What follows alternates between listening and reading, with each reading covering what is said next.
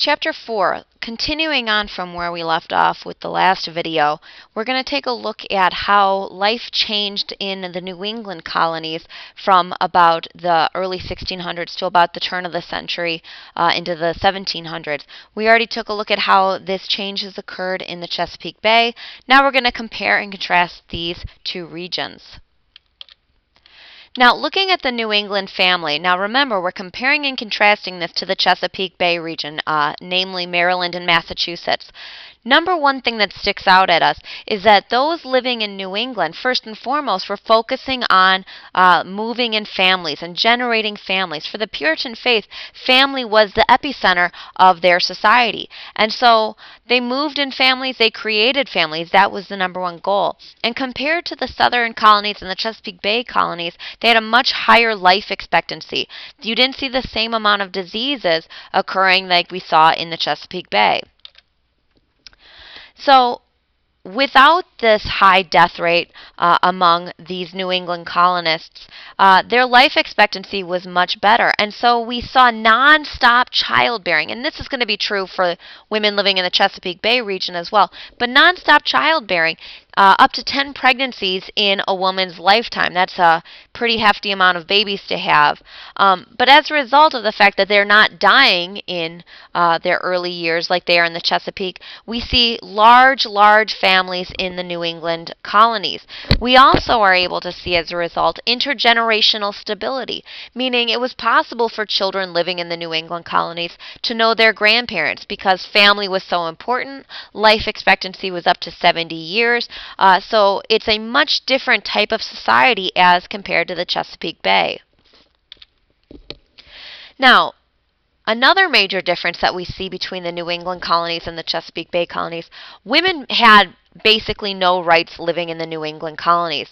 The Puritan faith, while they did revere women as the center of the home, it still placed a heavy emphasis on men. This is definitely a patriarchal society, very much so. And so New England women, when they were married, gave up pretty much all of their property rights to their husbands, etc. And for these women, divorce was very rare. If anything, abandonment was more a popular choice, or even adultery was more of a popular choice. But based on that religious connotation, divorce was near non-existent. Now, we see this change over time when it comes to the religious faith of these Puritans living in the New England colonies. With the growth of their population, starting from that first generation, moving towards 1700, the growth of their population also meant the growth of their colonies. Now, that first generation, they established nice little towns, they had a town center, and they built their community around that town center and around the church. Well, as more and more people grew, and as their colonies grew more and more, these people were pushed further and further out, further away from the town center, and more specifically, pushed further away from the control of that church at the center of town. And so over time, not talking about that first generation, but subsequent generations over time, we start to see a lessening of this religious zeal, so to speak, this desire to remain an integral part of the Puritan church, because further away from the church meant there was less control that they had over people. So people weren't as religious as that John Winthrop City Upon a Hill generation was.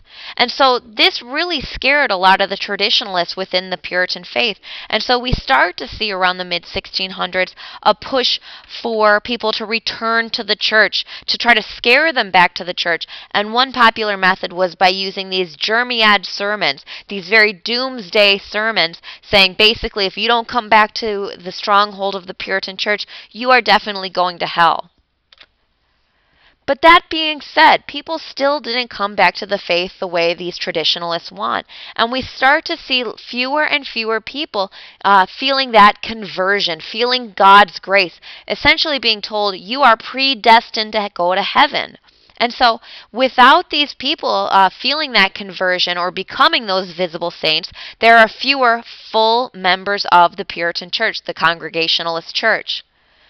Well, when you build your entire government based on the Puritan church and who is a full member of the Congregationalist church, it's going to be difficult to continue to run your government and to run your church without those conversions.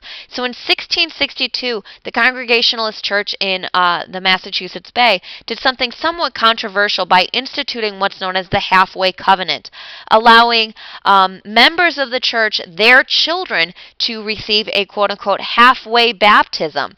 Even if they haven't experienced, quote, God's grace or that tap on the shoulder that God gives you, they allowed them to participate in the church as a halfway member. So essentially what we are seeing the Congregationalist church here, they are trading religious purity for religious participation. This is showing you a weakening of the Puritan church in New England because they don't have as many people who are feeling that conversion, who are being tapped on the shoulder and said, you're going to heaven, you're predestined. So these changes in the New England religious community are very, very frightening. Society is changing. The religion is changing. People aren't experiencing that God's grace as much anymore, and people are moving away from the church. These are all very scary things for society so focused on religion. And so in 1692, a very famous event occurred, obviously in Salem, Massachusetts. The fear of the devil was very prevalent among New Englanders, particularly the Puritans. It was a very real part of their religion. And in 1692, a group of young girls claimed to have been bewitched by a local woman, a local slave actually, who they said was trying to bewitch them and get them to sign a deal with the devil. This created, as you can imagine, instant upheaval within the Massachusetts Bay community. This fear of the devil and this fear of the lessening of religion absolutely took part in the Salem witch trials. And more than just this one woman who was quote-unquote bewitching them, more women started to be accused of being witches. In the end, 19 people were hung and one was crushed to death. Notice, nobody was burned at the stake. They only burned witches in Europe. Nobody was burned in the Americas. As part of this fear of witches among us, that our neighbors could be witches who have sold their soul to the devil. And so what the Salem witch trials tells us, more than it just being a fun story to learn in American history, is that we're seeing this change within New England. We're seeing a change within the community. We're seeing a change even within the church. And the fear that surrounds this changing society, this changing religious movement, is absolutely evident in the Salem witch trials. Now, this idea, this witch hunt, which eventually did end very quickly as more and more people were being accused, and even the governor's wife was accused at one point of being a witch. But this idea of a witch hunt, and we'll see this again and again and again throughout history, it's this idea of blind fear, that we're going to point our fingers at whoever we can to blame them for our problems. This idea of scapegoating is definitely prevalent in the Salem witch trials, and we'll see it again later on as the community changes. This, I think, is just a fun graphic. It's depicting Matthew Hopkins, witch hunter. Now, he is an Englishman, and he said that he was able to tell who was a witch, who was not. He would do, quote-unquote, extensive studies of people and observe them to see whether or not they were witches. And he said he had methods such as throwing women into ponds to see if they sank or floated to determine whether or not they were witches or not, which obviously it didn't end well either way for these people. Now, compared to the Chesapeake, we definitely see, and obviously compared to the middle colonies, we definitely see a less ethnically mixed society in New England, namely because people were coming here for the religious aspect. They weren't coming here, well, they were coming here to make money, but that wasn't their primary motivation. There wasn't toleration for other religions, for other ethnic groups in the New England colonies. Also add to that fact that the soil was stony, it wasn't as easily farmed as some of the other colonies, and they had extreme seasons which didn't make farming that easy. But for those people that did live here, obviously they had to make a living. Small farming was a focus, obviously shipbuilding, fishing, etc., were their economic focuses in the New England colonies. They obviously clashed, like we've seen other English colonists do, with the Native Americans. Now, the Native Americans in this region, their idea of what it is to use the land versus owning the land, which is obviously a European idea, just gave these English colonists one excuse in order to seize the land. While the Native Americans don't own it, they just use it. So one reason for us to take it. And obviously, like I said, this land would be used for pasture land, small-scale farming, using these natural harbors to build ships, to have fishing, etc., was the focus of the New England economy. And as the American colonies grew and grew and grew, this Yankee Puritan ideal, this Protestant work ethic, continued to spread through the other parts of America as it grew. And it is still part of the American consciousness as these colonists moved westward. Now, early settlers, regardless of whether they're New England, the Chesapeake, the Southern colonies, all over the Americas, we do see some commonalities amongst the English settlers who came to America during this century.